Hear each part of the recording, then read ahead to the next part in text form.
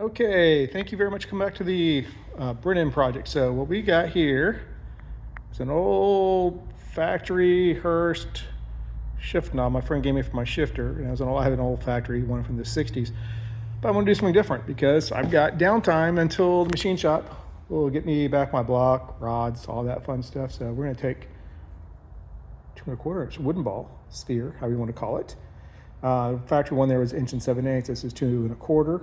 I'm going to put a flatten the edge on one side. I'm going to drill a 1/2 inch hole in it. And I'm going to put in a 3/16 by 16, 3/8 by 16 nut insert into here. And now I'll have a shift knob. Now I can paint this like an 8-ball, cue ball, a skull, whatever I want. I'm probably just going to standard color. I've got like 5 of these off Amazon for like $13 or so. So let's get started. Okay, that was just way too noisy to have it filming while I was doing it, but basically I got a flat side, started it here, went to the side disc once I had a decent bevel and I was able to hold it in place better. So now we got to go ahead and drill the 1/2 inch hole. We'll be right back. All right, as you saw, that wasn't too hard to do. Got my ball all ready to go, it's flat. I didn't show you, just do a little center punch, a little divot there so the drill bit will stick into it. This is what you're looking for. This is a nut insert or screw insert. This one gets put in by a flathead.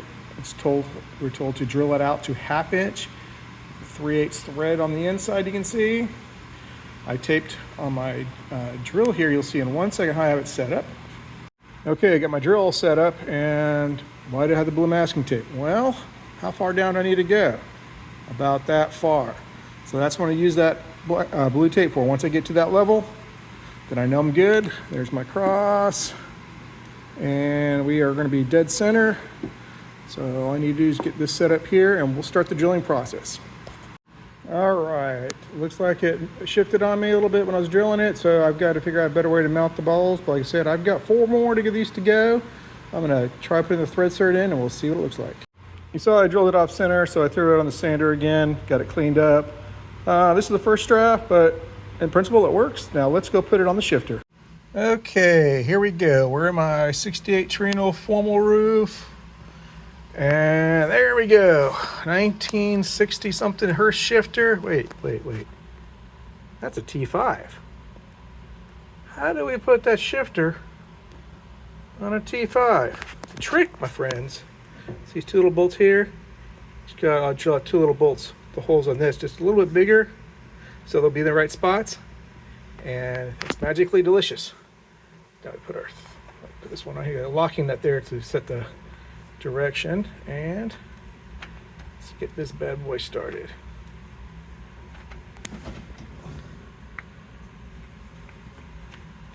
You can see it's a little lopsidey, loosey, but look at that. How cool is that?